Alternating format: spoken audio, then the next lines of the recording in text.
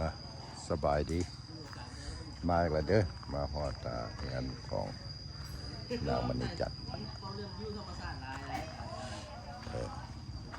อันนี้เพิ่นก็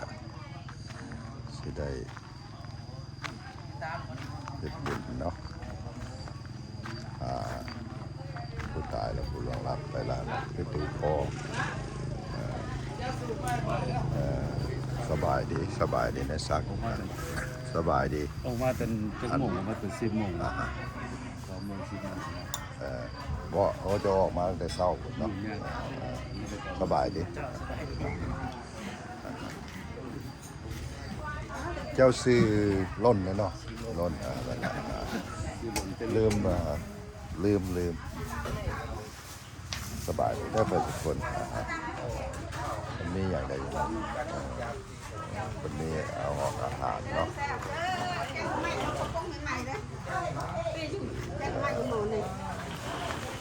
ที่มา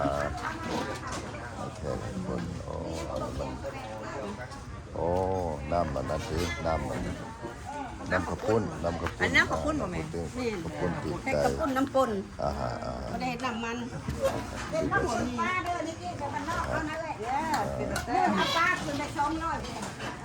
โอ้200เป็นยังได้ไปเบิ่งดูน้องค่ะดูน้องเลยน่ะหากจะบ่แห้งยังหลายเมื่อยเพิ่นก็พาไปการมีแต่อ้ายกับน้องนี่แหละซอยไปการได้200เมื่อยกลัวเมื่อยเอาขึ้นป้าสบาย3 โลขึ้นเฮ็ดมกเด้จังเพิ่นเอาออกมาเฮ็ดมก1ว่าสุดยอดโอ้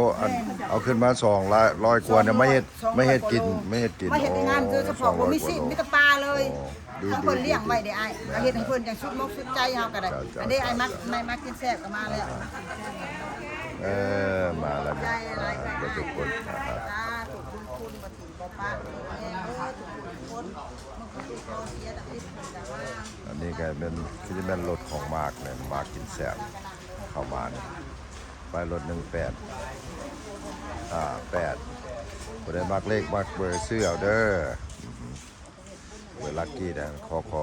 1858คันว่าถูกเลขแล้วก็อย่าลืมผู้ถ่ายเด้อเนาะ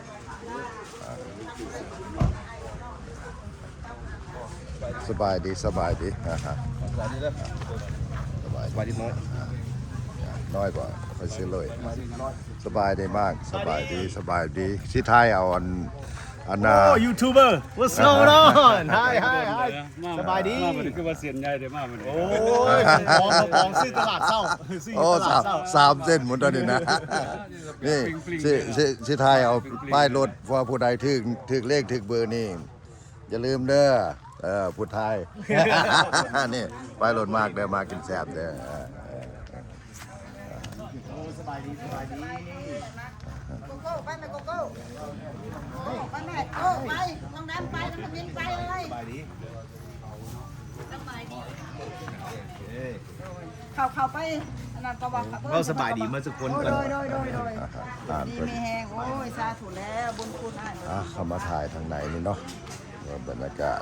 ว่าพวกเพิ่นมาเอารถ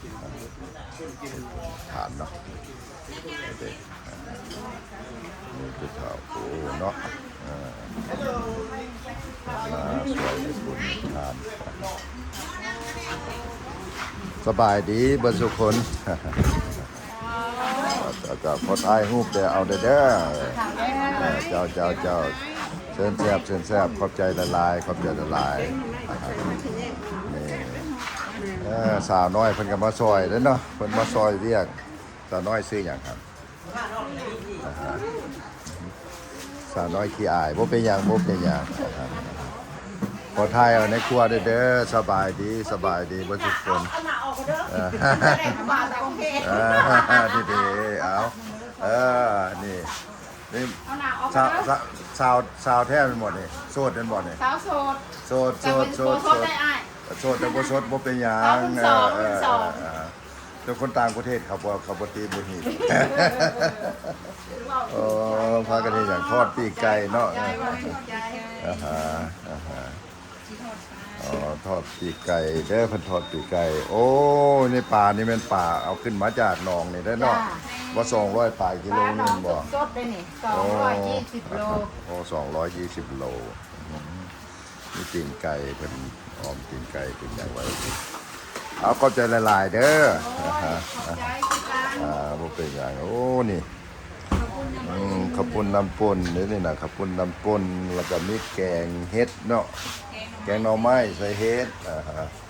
นั่นเป็นผักกระแยงบ่หั่น โดย โอ้ผักกระแยงบ้านเฮานี่สดๆเลยเห็นบ่อยู่อเมริกาเนี่ยเขามาขายเป็นเครือ บ่แม่น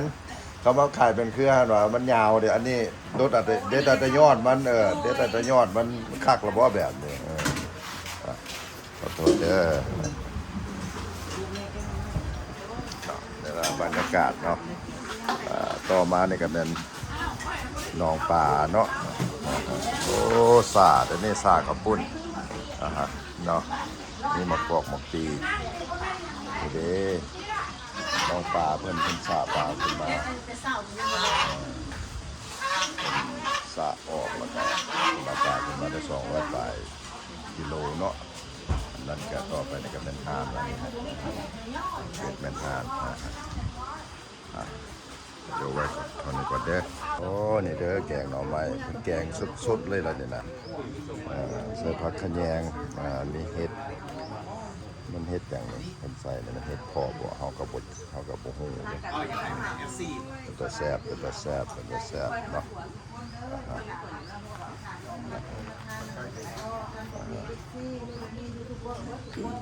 เอาสิบ่มีกองบุญให้กับพ่อเนาะทางนี้จ้ะ ไอ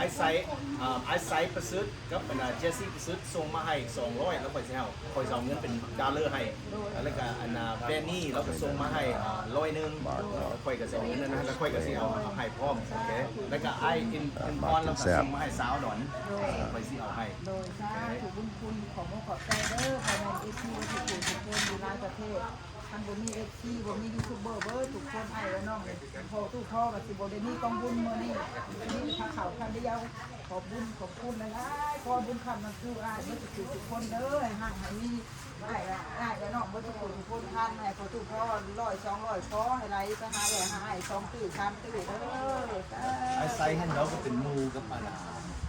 เราเป็นพ่อเขาเจสซี่เราเป็นมูคือพ่อฮู้กับเราเคยมาเรามีฮู้แล้วส่งมาให้แล้วค่อยเอาขึ้นให้เบิ่งเคยมานี่มาเล่นกับพวกเจ้าอยู่สีใส เราเห็นหูมาสิจืออยู่ก็ซื้อ SY ทางสุด โดยขอบคุณของขอบใจหลายได้กองบุญให้กับถ่ายกองบุญในรายเดือน พอเห็นแล้วจะมาจนตอนที่ว่าเจ้าอันนั้นส่วน มาตื่นเด้อบ่าวตุ้ยทราเวล บ่คิดว่า41กิโลนี่ก็จะไปสัมผัสทางลงเบิ่งว่าสิเป็นจังไดคิดว่ามันไกลบ่แม่นเรือปั่นหมู นี่เพิ่นเว้าเรื่อง พวก ไป ร ล ถ ง จักร แก้ง เขาแล่นลุยมันโดดแน่นอนรถจักรแล้วมันลิ่ง สัมภาษณ์นะเอาไป ไปเรือ ปวดหลายๆตุ้ยทางอ่ะ โอ้มันแบบว่าแอดเวนเจอร์เลยนะไปอันนั้นยาก ไม่ได้40กิโลออกจาก41กิโลออกใส่สมุนไปใส่เวลา4ชั่วโมง โอ้ปลา ในคลิปคนทางนี่บ่แนะนำให้ไปเลย ไปลงแก้งบ่ ไป ล จ ง น แก้ ไข่ ง แตกจนได้จุกบัตรขากลับมาพอดแล้วนอนบ่หลับคือทอดแต่ว่ามันทางตกศอก200ปู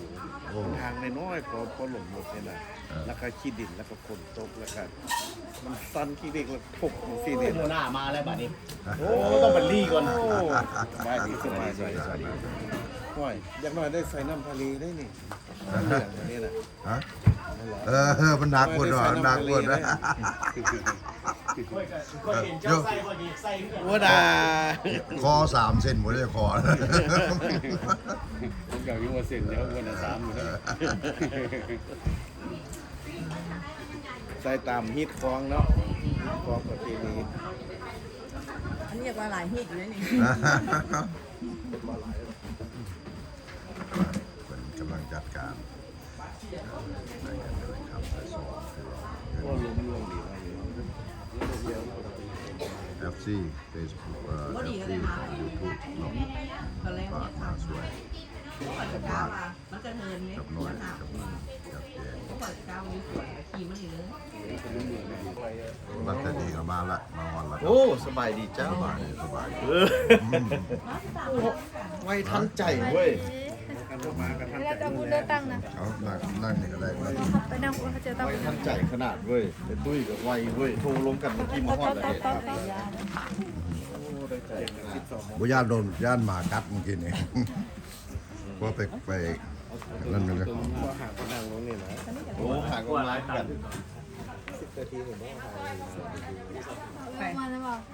เรื่องมานำ มา10 เดียว แล้วพี่เรียกกันนี่มาขายยังไงเลยโอ้โห ก็ห่างในมัน200 แต่เด้อ ล้างมือละที่10 ล้าน โอ้ เต็มเรา แล้วเป็นอย่างเป็นแค่ดีวะ เราเป็นขายให้เขา โอ้คนขาย ไปดีด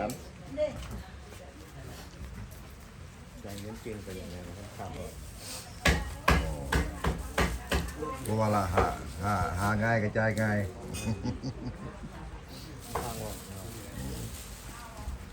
ำตุ้ยยังไม่ได้กินข้าวกันได้ดีเนาะไปหากินปะ หน่อยเขาก็ใส่ลูกออกมาขอให้เป็นของทางแก้วทางติดไว้อ้ายเบิดทุกผู้ทุกคนเด้อถามวันนี้ไว้อ้ายFCเบิดทุกผู้ทุกคนยูทูบเบิดทุกคนเขาคือพ่อกับสิบ่ได้กองบุญมื้อนี้นะสิได้แต่ค่าข่าวค่าเดียวจากเนี่ยเขาก็เฮ็ดได้ซะคือให้หมอให้หมันเงินค่าทำทุกพ่อสำเร็จอะไรไปหาจุดแรก500ตื้อ1,000ตื้อเด้อจ้าถูกทางแก้วทางติด ป้าก็ใส่ดี โดยเด้ออ้าย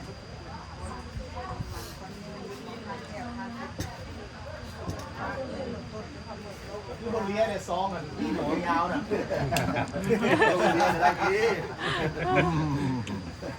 ไปสนีย์วะ